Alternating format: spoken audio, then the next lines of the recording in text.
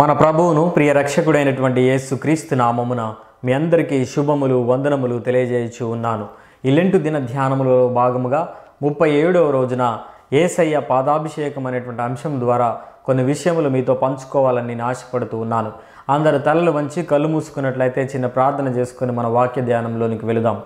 మా ప్రభువా, మా దేవా, మా యొక్క వాక్య ధ్యానం అంతటిలో మీ యొక్క కృపచేత మమ్మల్ని నడిపించుమని యేసయ్య నామములో అడిగి వేడుకుంటున్నాము తండ్రి, ఆమెన్.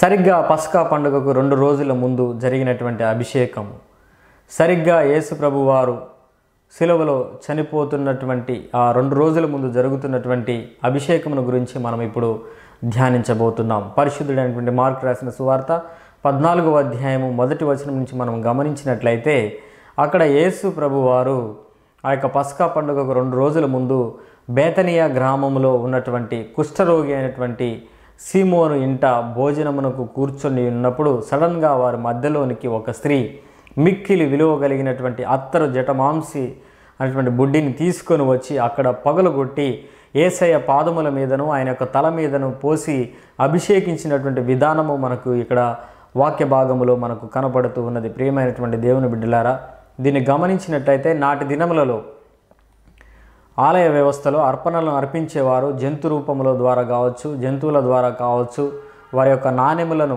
ఆ యొక్క హుండీలో వేయడం ద్వారా వారి యొక్క అర్పణలన్నింటినీ అర్పించేవారుగా ఉండి ఉన్నారు. కానీ ఏమైతే తన యొక్క అర్పణను డైరెక్ట్గా తీసుకొని వచ్చి యేసయ్య పాదముల మీదను మరియు ఆయన యొక్క తల మీదను అభిషేకంగా పోస్తున్నటువంటి విధానమును మనం గమనించినట్లయితే మనం ఎవరినైతే ఎక్కువగా ప్రేమిస్తామో మనం వారికి విలువైనటువంటి వస్తువులను మనము ఇస్తూ ఉంటాం.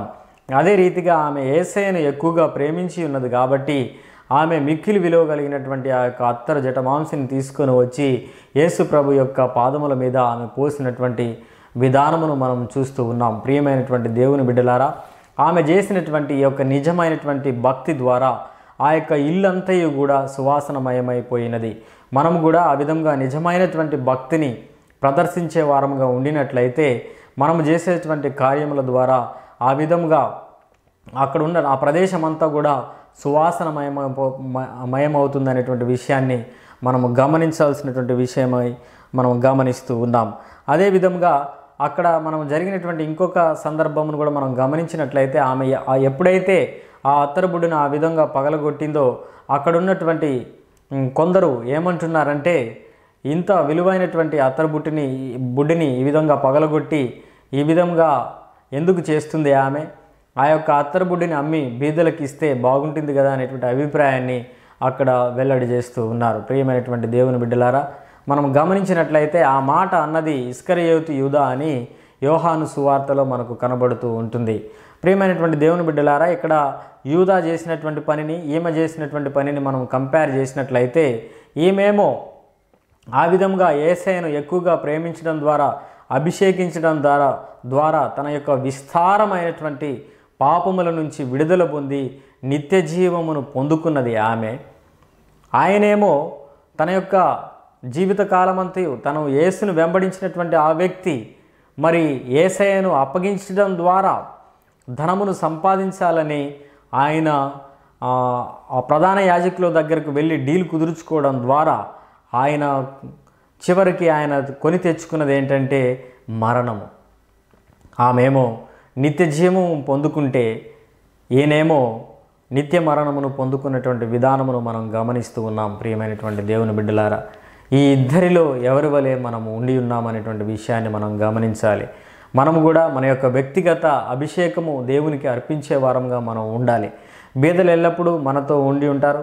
వారిని చూసుకోవడం కూడా ముఖ్యమైనటువంటి విషయమే అయినప్పటికీ అంతకంటే ముఖ్యమైనటువంటి విషయం ఏమిటంటే యేసయ్య యొక్క పాదములను నిరంతరము మనము స్తోత్రములతో అభిషేకించాల్సినటువంటి అవసరము ఉన్నది అనేటువంటి విషయాన్ని ఈ యొక్క వాక్య భాగం ద్వారా మనం గుర్తించవలసినటువంటి అవసరము ఉండి ఉన్నది. ఆమె కూడా నాడు అదే చేసి ఉన్నది. బీదలు ఎప్పుడు కూడా మనతోనే ఉంటారు.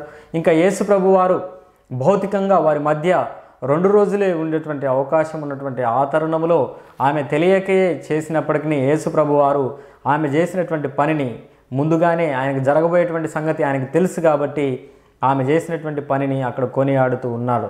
అందరూ ఆమెను నువ్వెందుకు ఈ విధంగా చేసి ఉన్నావు, దానిని అమ్మి బీదలకి ఇవ్వచ్చు కదా అంటున్నప్పుడు ఆయన అక్కడ ఆమెను డిఫెండ్ చేస్తున్నటువంటి విధానము మనం చూస్తూ ఉన్నాం. ఆమెను ఎందుకు మీరు తొందర పెడుతూ ఉన్నారు, ఆమె నా యొక్క భూస్థాపన నిమిత్తము ఆమె ముందుగానే ఈ యొక్క అభిషేకం చేసి ఉన్నది.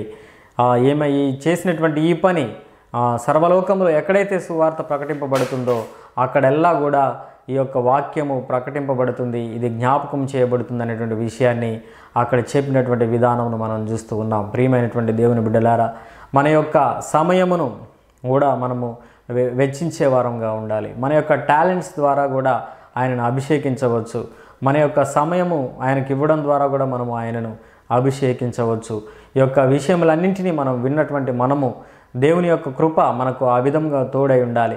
ఆమె ఏ విధంగా అయితే యేసు ప్రభువును అభిషేకించి తన యొక్క విస్తారమైనటువంటి పాపముల నుంచి విడుదల పొంది ఉన్నదో అదే రీతిగా మనకున్నటువంటి కొద్దిపాటి ధనముతోటే కొద్దిపాటి సమయముతోటే ఆయనను మనము అభిషేకించే వారంగా ఉండాలనేటువంటి విషయాన్ని మీకు తెలియజేస్తూ ఉన్నాను. అట్టి కృప దేవుడు మనందరికీ దయచేయునుగాక. మనందరము కళ్ళు మూసుకున్నట్లయితే చిన్న ప్రార్థన చేసుకొని మన యొక్క వాక్య ధ్యానాన్ని ముగిద్దాం.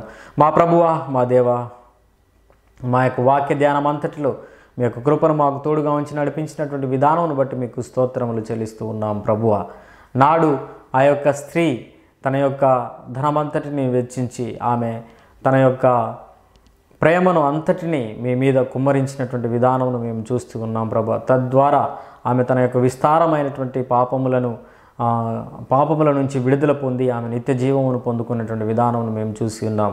మరో ప్రక్క ఇస్కరియోతు యూదానేమో యేసయ్యను వెంబడిస్తూనే మరి ఆయనను అమ్ముకునేటువంటి స్థితిలోనికి ఆయన దిగజారిపోయి మరణమును తెచ్చుకున్నటువంటి విధానమును మేము చూస్తూ ఉన్నాం ప్రభువా.